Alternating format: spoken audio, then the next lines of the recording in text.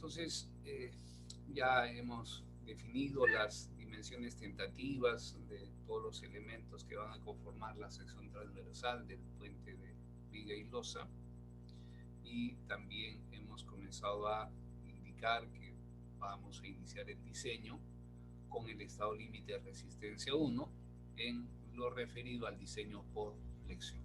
¿Sí? Explicábamos cómo se va a obtener la envolvente en momentos y que los cálculos van a estar centrados en este quinto décimo del tramo AB. Luego, lo que se desarrolla acá se tendrá que hacer lo mismo en los otros décimos correspondientes.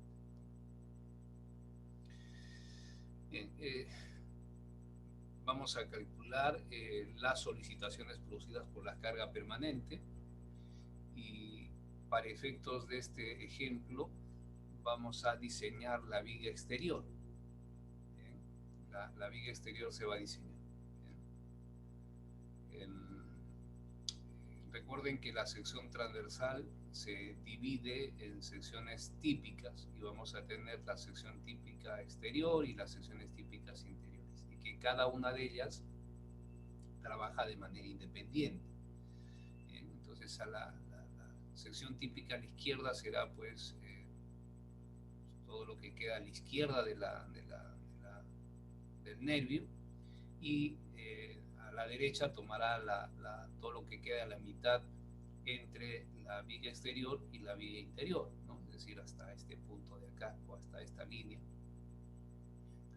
Eso significa que esa viga exterior va a tener un ancho tributario que sería pues, igual a 1,15 más la mitad de 2,25, total 2,275. Entonces, ese sería el ancho tributario o el ancho de la sección típica correspondiente a la viga exterior.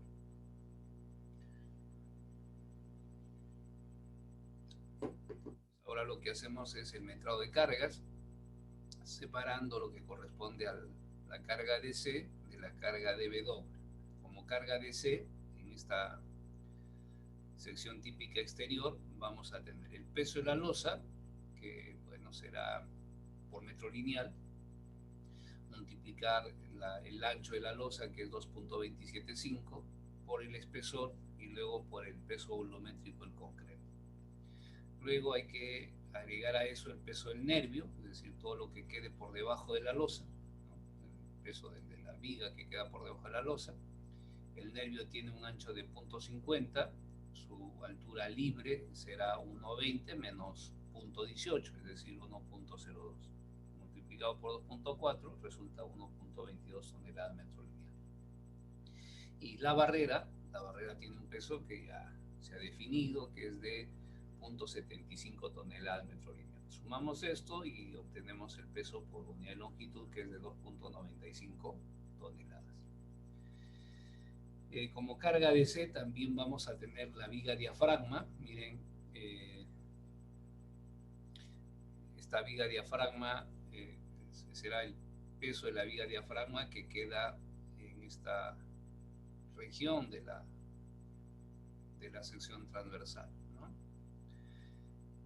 Miren, el ancho de la viga diafragma es de 0,25, la longitud libre entre vigas es de 2,25 menos la mitad de 0,50 menos la mitad de 0,50 acá, total menos 0,50. Esto entre 2, esto nos da la longitud libre o la separación libre entre vigas. Bien, lo dividimos entre 2 y eso sería lo que corresponde a la viga exterior. Luego, por la altura libre de la viga diafragma tiene 90 centímetros de peralte, y lo que queda libre sería 0,90 menos 0,18, es decir, 0,72. Multiplicado por el peso volumétrico del concreto resulta de 0,38 toneladas. Miren que en el caso de la viga diafragma, todo este producto lo que nos da es el volumen de concreto que corresponde a la viga diafragma y que queda dentro del ancho tributario de la viga exterior. Y si ese volumen se multiplica por el peso volumétrico del concreto, lo que obtenemos es una fuerza concentrada. Es decir, el peso de la viga diafragma no está uniformemente distribuido a lo largo de la viga, sino es una carga concentrada que estará ubicada obviamente donde vamos a disponer las vigas diafragmas. Entonces aquí hay una viga diafragma, aquí hay otra viga diafragma, otra y otra. Entonces los pesos de esas vigas diafragmas estarán concentrados en estos puntos de contacto con la viga longitudinal. Aquí en la parte inferior se muestra ya el modelo estructural para la viga exterior. Ese modelo resulta tal y cual mencionaba al inicio de la clase. Y bueno, notarán que el peso de la losa, el peso de la viga, el peso de la barrera están uniformemente distribuidos a lo largo de la viga. Luego el peso de la viga diafragma, que hay que mirarlas como cargas concentradas y aplicadas en los puntos en los que la viga diafragma se intersecta con la viga longitudinal. Y lo que corresponde al peso de la superficie rodadura, bien, miren, aquí he tratado de acotar con este rectángulo de color azul todo lo que corresponde a la superficie rodadura. Entonces, del ancho tributario de 2.275 metros, la superficie rodadura solo ocupará esta porción, ¿no? Que será 2.275 menos 0.55. Entonces, este es el ancho que físicamente va a ocupar la superficie rodadura, multiplicada por el espesor de la superficie rodadura, que es de 10 centímetros, y luego por el peso volumétrico nos va a dar el peso por unidad de longitud de la superficie rodadura, que es de 0.39 toneladas metro lineal. Bien, entonces acá notarán, ya tenemos el metrado de cargas completo, es decir, incluyendo la carga DC y la carga DW.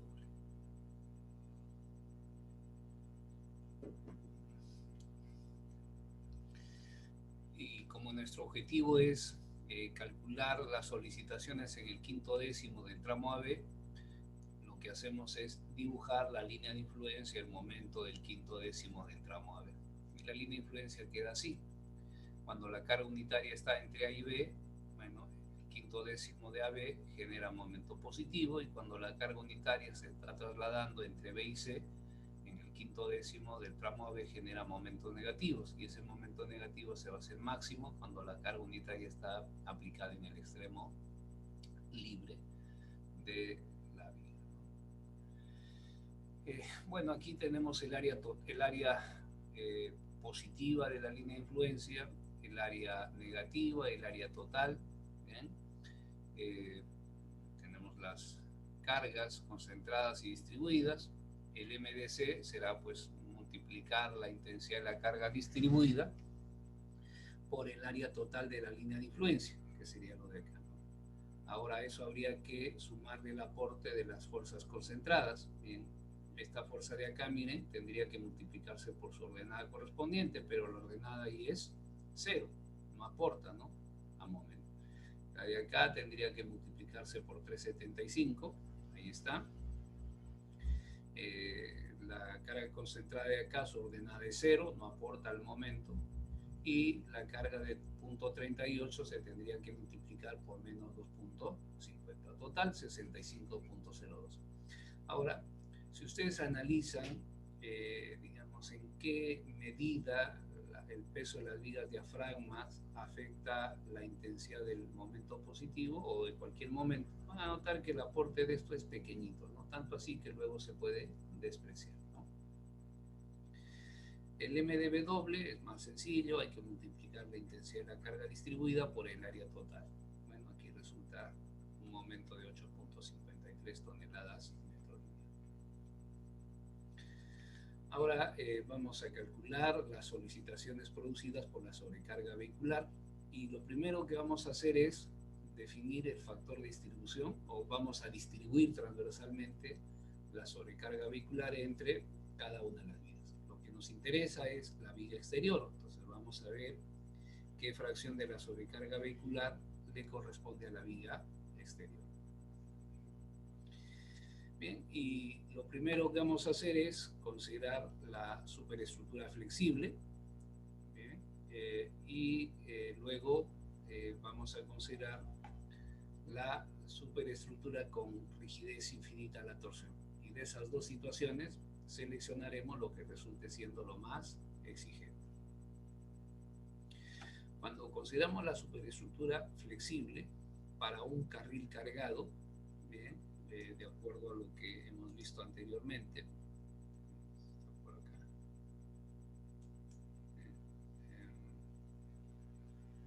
para las vigas exteriores, miren,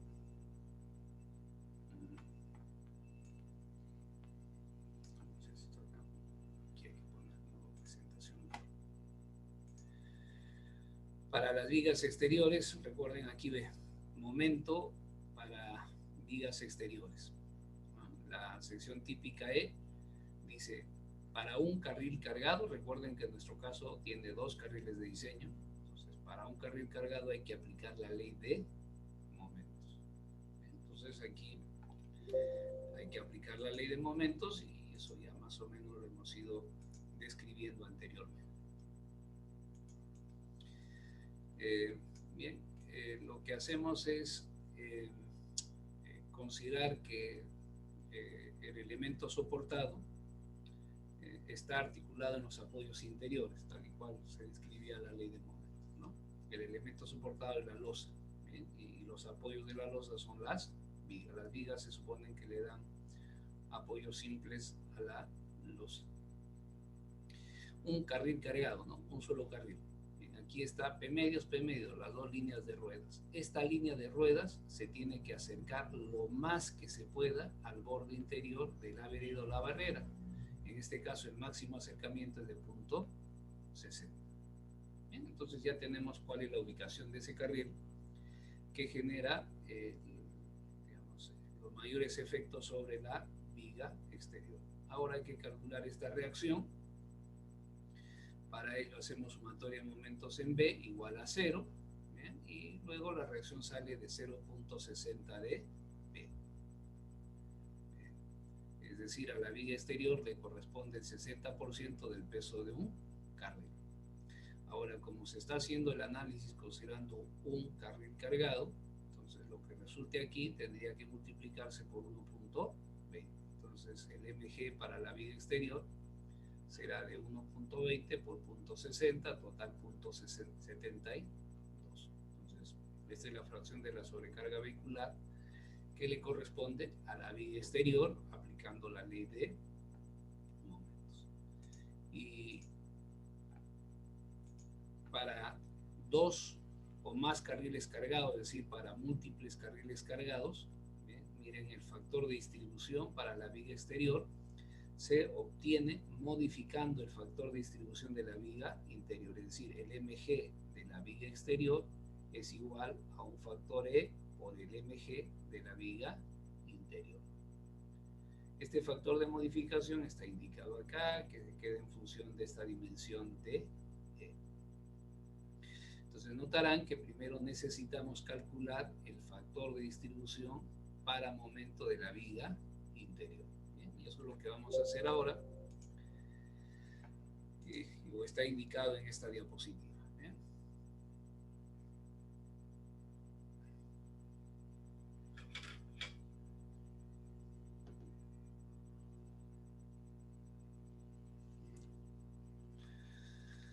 Entonces el mg de la viga exterior será el E por el mg de la viga interior. Habría que calcular esta dimensión DE. Y esta dimensión DE tiene,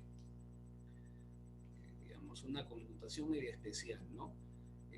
Como geométricamente en realidad viene a ser la distancia que existe desde el eje de la viga exterior al borde interior de la vereda o la barrera, tal y cual se indica aquí en la figura, ¿no? El detalle es que luego DE puede ser positivo o puede ser negativo. Y aquí es la dificultad en realidad, ¿no? Y que sea positivo o negativo va a depender de la posición relativa de la viga exterior con respecto al borde interior de la vereda o la barrera. Por ejemplo, aquí miren, el eje de la viga exterior queda hacia adentro del borde interior de la barrera o la vereda. En ese caso se toma como positivo.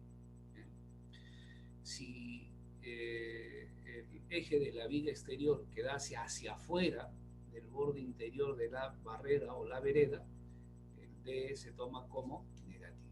Entiendo yo que por ahí van a tener algún tipo de dificultad para lograr ver esto, pero lo trataré de explicar en una figura, ¿no? Aquí ya es positivo, ¿no? Aquí sale positivo porque simplemente el eje de la viga exterior queda hacia adentro, ¿no? Hacia adentro del borde interior de la barra. Pero en algunos casos, por decir, ¿no? Que voy a dibujarlo acá así, puede hacer que quede así, ¿no? La barrera, ¿no? En la barrera acá, y ahí está, ¿no? Puede ser, ¿no? Este es un dibujo que en realidad no es totalmente correcto, sino que es digamos, a términos de tratar de manejar el concepto, ¿no? Esta es la viga exterior y este es el borde interior de la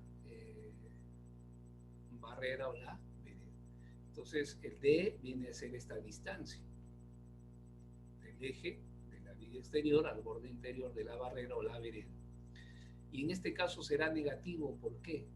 Porque el eje de la viga exterior queda hacia afuera del borde interior de la barrera o la vereda. Es la única condición que hay que tener en cuenta en la definición de este parámetro DE. Bien, entonces aquí, como ya se conoce la geometría de la sección transversal, se puede calcular DE, que en este caso resulta de 0.60 metros, y es positivo por la razón que hemos explicado, y este factor de modificación será de 0.77 más 0.60 entre 2.80. Bien, miren, E en realidad es adimensional, ¿no? Y entonces si es adimensional en este término de la derecha, D tiene unidades de longitud, ¿no? Y el numerador y el denominador deberían tener las mismas unidades, ¿no? Entonces, si D lo coloco en milímetros, entonces el denominador debería también estar en milímetros. Si el D lo coloco en metros, el denominador debería estar en metros. Por eso es que aquí le he puesto 0.60 entre 2.80. Total, el factor de modificación es de 0.98. Bien, para hacer el cálculo del factor de distribución de la viga interior, vamos a necesitar conocer el valor de KG, que ya le hemos explicado, ¿no? Miren, la sección transversal se divide en la viga básica, que quedará de 0.50 por 1,02. Calculamos el momento de inercia de la viga base con respecto al centroide de la misma, determinamos la distancia que existe desde el centroide de la viga base al centroide de la losa, calculamos el área de la viga base, esta relación modular es 1, concreto sobre concreto, ¿no? Y cuando reemplazamos resulta que KG es de 0.2278 metros a la cuarta. Esto habría que ver si está dentro de los límites o el rango de aplicabilidad que se indica en las especificaciones. Bien, entonces con esto ya tengo, digamos, una información que me va a servir para calcular el factor de distribución de la viga interior, ¿no? Recuerden que el factor de distribución de la viga exterior queda en función del factor de distribución de la viga interior. Entonces calculemos el factor de distribución de la viga interior, primero para un carril cargado. Esta es la ecuación de MG, ya tiene, esta ecuación ya ha sido multiplicada por el factor de presencia múltiple, ¿no? Entonces para un carril cargado hay que utilizar esta ecuación, y para múltiples carriles cargados esta ecuación de MG. Aquí hay que tener en cuenta que KG ya fue calculado y que L toma cierta conmutación dependiendo del tipo de solicitación que se quiere calcular.